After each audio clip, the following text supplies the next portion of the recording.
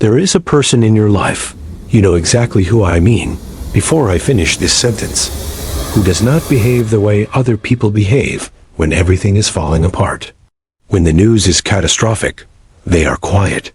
When the group is spiraling, they are still. When markets crash and wars start, and the world produces one reason after another to feel that the ground beneath you is no longer reliable, this person does not accelerate. They do not raise their voice. They do not reach compulsively for their phone. They do not perform calm the way that some people do, that brittle, rigid performance of someone who is suppressing terror and calling it composure. Their calm is not the absence of feeling. It is something else entirely, something that operates at a different depth. And when you are inside the panic that everyone else around you is amplifying, the presence of this person has a specific effect. It creates space, not solutions, space. A moment in which the noise recedes just slightly, in which the situation remains exactly as serious as it was, but in which the relationship between you and that situation shifts almost imperceptibly toward something manageable. I want to talk about that person today, about what they actually are, psychologically, at the level of brain architecture and emotional infrastructure, and the very specific set of experiences and practices that produced in them the capacity that looks, from the outside, like an almost supernatural gift, but is in fact a skill. And I want to be precise about something before we go any further, because this matters for everything that follows. What these people have is not the absence of fear. Research in both neuroscience and clinical psychology is very clear on this. The people who remain calm under conditions of genuine crisis are not people whose amygdala does not fire. The amygdala fires in every human brain when threat stimuli are present, regardless of how psychologically developed the person is. What is different is what happens in the milliseconds after the amygdala fires. What is different is the architecture that processes the signal, the prefrontal cortex's relationship with the limbic system, the quality of the pause between stimulus and response, the degree to which the thinking brain retains access to its own function, while the emotional brain is activated. Today on Quiet Power, we are going to decode that architecture, completely, precisely, and practically. Because in a world that is generating more fear stimuli per day than any previous generation in human history has had to process, the psychology of the person who stays calm is not a personality curiosity. It is the most important psychological skill available to a human being right now. This is Quiet Power, where we decode the psychology beneath the surface of human behavior, not to make you feel better, to make you see more clearly. Subscribe right now and turn on notifications, because what we are about to go into is the most practically useful thing this channel has ever offered, and you are going to want to come back to this one. The first thing that neuroscience tells us about calm people, the finding that should immediately revise every assumption you have about what composure actually is this: calm is not a temperament. It is not something you are born with or without, not a fixed trait distributed unevenly across the population, like height or eye color, not something that some people simply possess and others are simply missing. Calm, in the precise neurological sense, is a trained relationship between two brain systems: the limbic system, which processes threat and emotion and operates on a time scale of milliseconds, and the prefrontal cortex, which processes reason, context, and consequence, and operates on a time scale of seconds to minutes. The gap between those two time scales, the milliseconds of the emotional response and the seconds of the rational one, is where panic lives, and it is where calm is built. The neuroscientist Matthew Lieberman at UCLA has spent decades studying what happens inside the brain when a person names an emotion rather than acting on it. His fMRI research demonstrates something remarkable and counterintuitive: the simple act of labeling what you are feeling, not analyzing it, not suppressing it, not resolving it, just naming it, immediately reduces activity in the amygdala and increases activity in the right ventrolateral prefrontal cortex, the brain region associated with cognitive control. Lieberman described this process as hitting the brake on your emotional responses. When you put feelings into words, you seem to be applying the brakes on your emotional reactions. This is not a metaphor.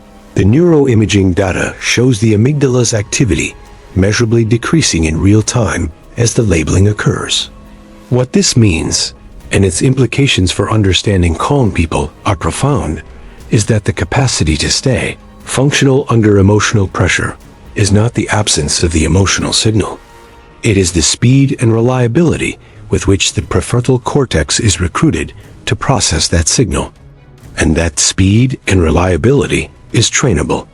Research on neuroplasticity, the brain's capacity to physically restructure its own architecture through repeated patterns of thought and behavior, shows that people who regularly practice cognitive reappraisal, the deliberate reframing of emotionally charged situations into alternative interpretive contexts, develop measurably increased gray matter density in the prefrontal cortex and measurably decreased amygdala reactivity over time.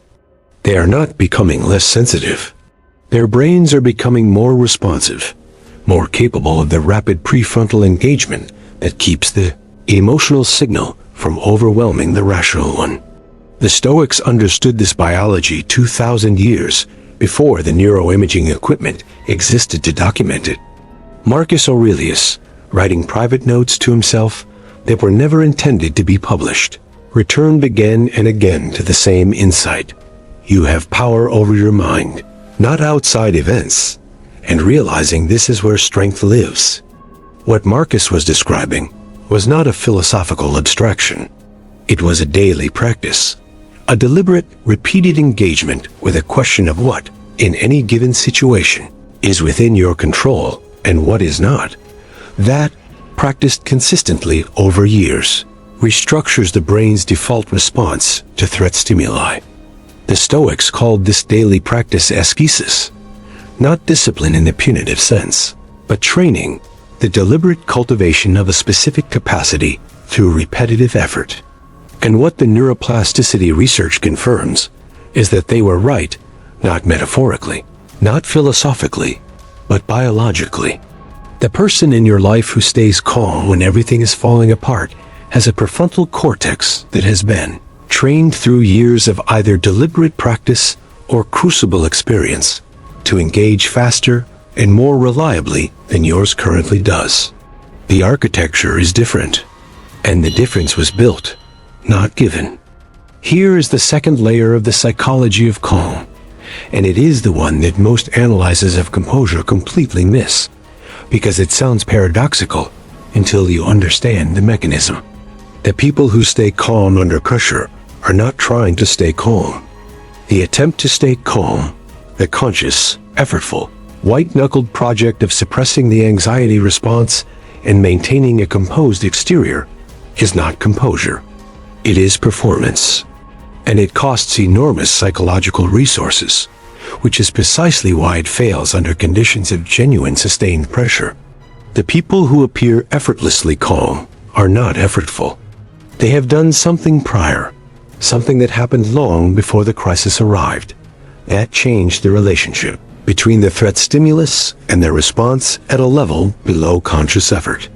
That something is what psychologists call acceptance, not in the passive resigned sense that word sometimes carries, but in the precise clinical sense developed in acceptance and commitment therapy, the decision to stop spending psychological energy fighting the existence of an internal state and instead allocate that energy to responding effectively to the external situation. Viktor Frankl, the Austrian psychiatrist who survived 4 Nazi concentration camps, including Auschwitz and Dachau, identified in those conditions the single psychological variable that distinguished the people who retained their humanity, their clarity and their capacity for meaningful action from those who collapsed. It was not physical strength, not prior privilege, not even the presence of hope in the conventional sense. It was the ability to choose one's attitude toward a given set of circumstances, to maintain, In the most extreme conditions human beings have ever designed for one another, a small but inviolable gap between stimulus and response. Frankl called that gap human freedom, the last freedom that cannot be taken from a person regardless of what is done to their body or their circumstances. Between stimulus and response, there is a space, he wrote, and in that space is our power to choose our response. In our response lies our growth and our freedom. What calm people have, what they have built through training or found through suffering, is a wider version of that gap. Not a longer gap in clock time, but a more capacious one.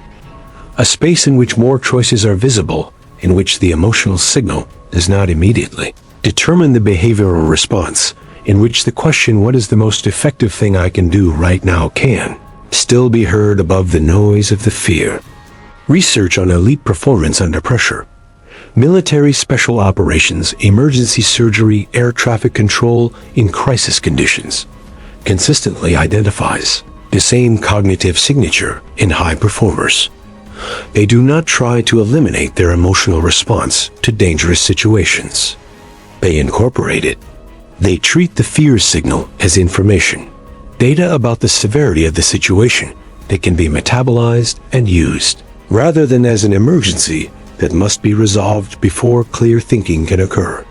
This is what the Stoic philosopher Epictetus was pointing at when he distinguished between what is up to us and what is not. The fear response is not up to you.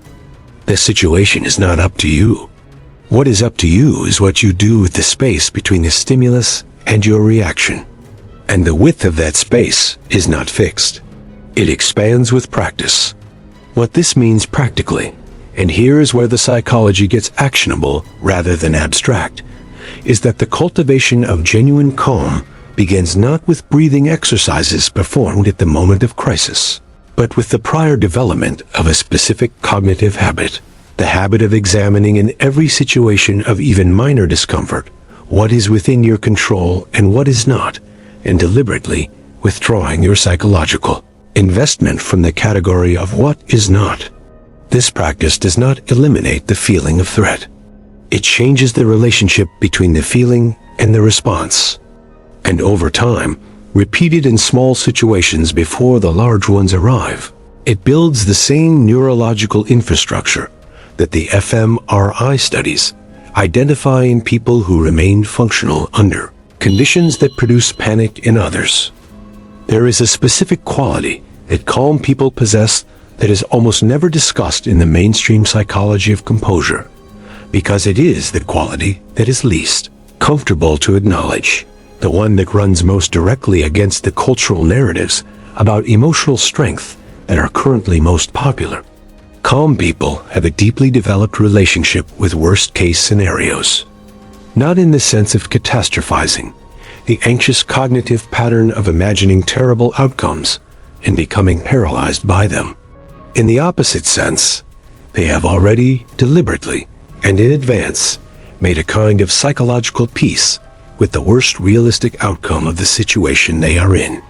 The Stoics called this practice premeditatio malorum, the premeditation of evils, the deliberate, regular contemplation of the worst things that could realistically happen, so that when something bad actually occurs, the emotional response is not compounded by shock.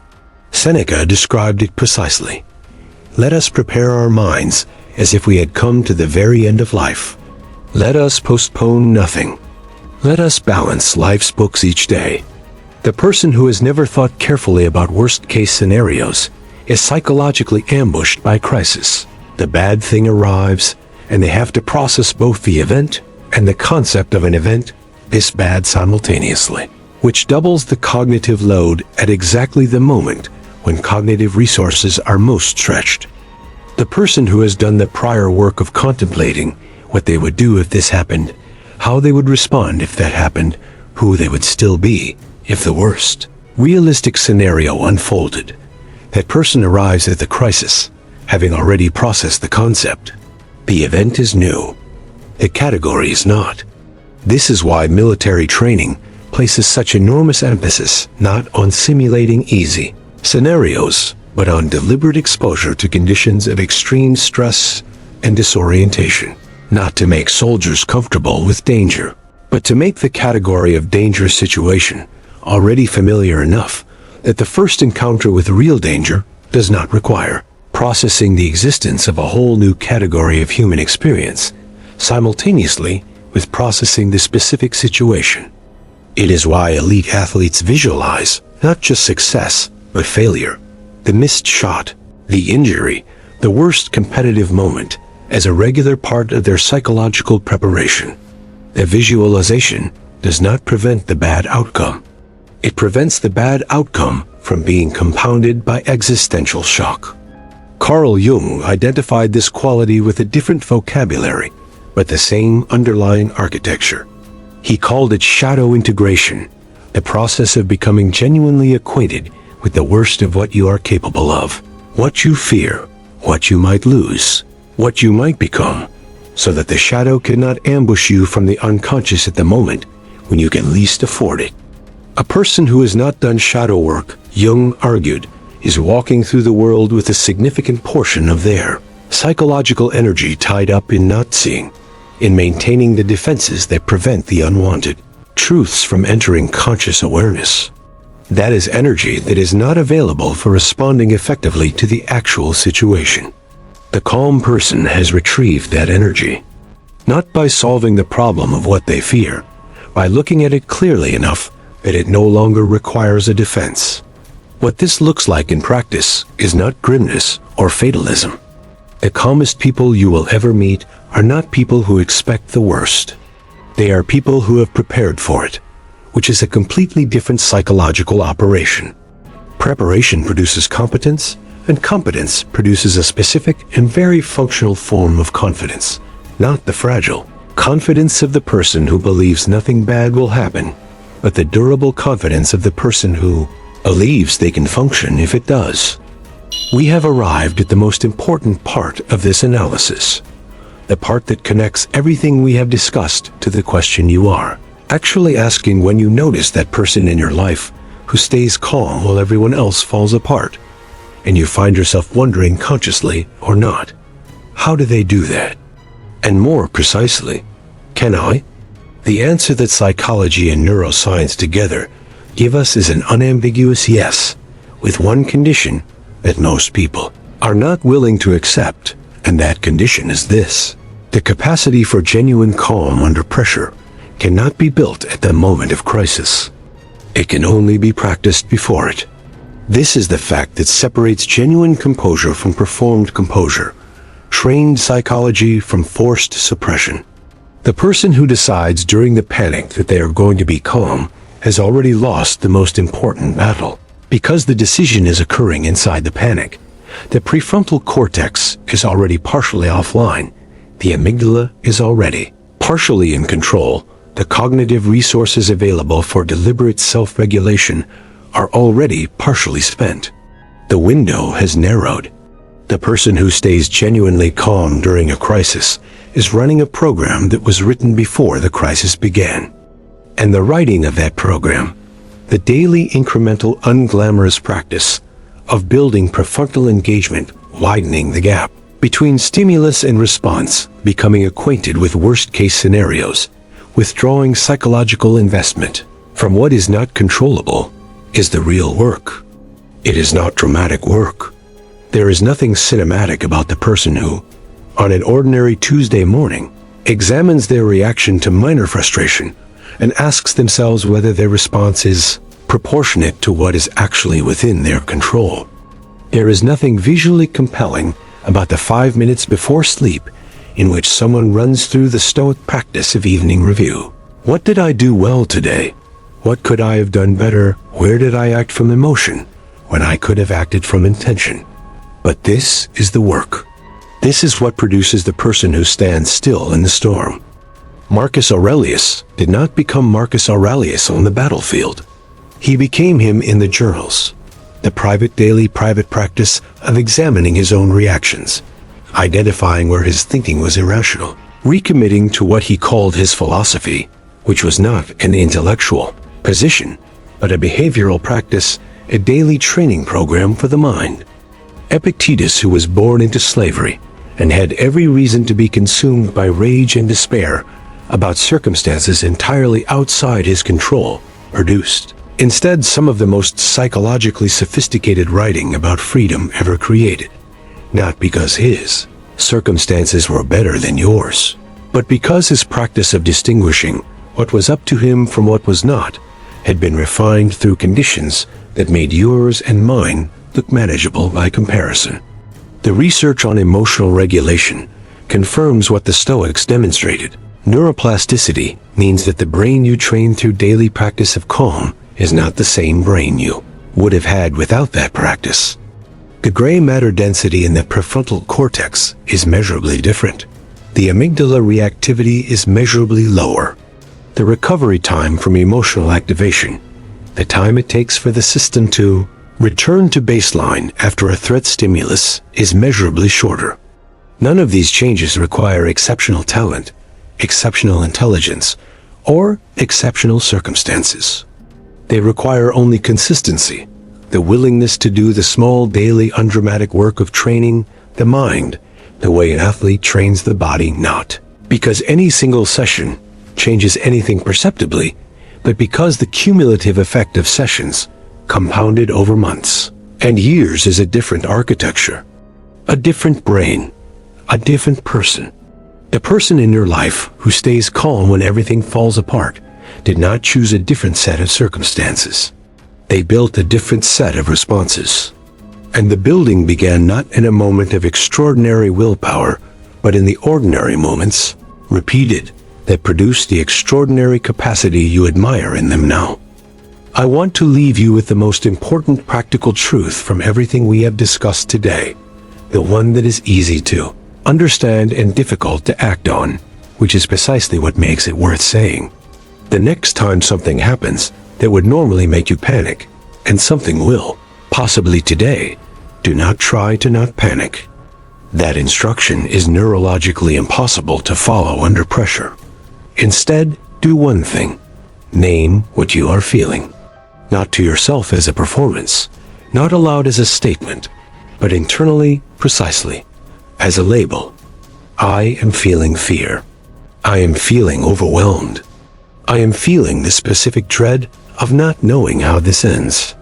The research shows in the brain scanner, in measurable amygdala activity, in the physiological data, that this one act, this naming, begins the process of recruiting the prefrontal cortex back online. Not instantly, not completely, but measurably. That is your starting point. Not an advanced Stoic practice. Not a meditation retreat. Not a complete restructuring of your psychology. Just this. The next time the emotion arrives, name it before you act on it. And over time, with repetition, with the small daily practice of widening the gap between stimulus and response, the person you are becoming is the person others will one day look at in the middle of their own panic and wonder about. This is quiet power. This is what we build here. Not performance, not suppression, not the fragile composure of someone holding themselves together by force, but the architecture of a mind that has been trained toward genuine stillness. Subscribe if that is what you are building, because the work never really ends. It just gets quieter. Drop your answer in the comments. Who is the calmest person you have ever known in a crisis, and what was it about them that you noticed? Because the answer you give tells me exactly what kind of calm you already understand and where to take you next. Until the next one, think clearly, see deeply, and remember, calm is not a gift. It was built. And it can be built by anyone willing to start before the storm arrives.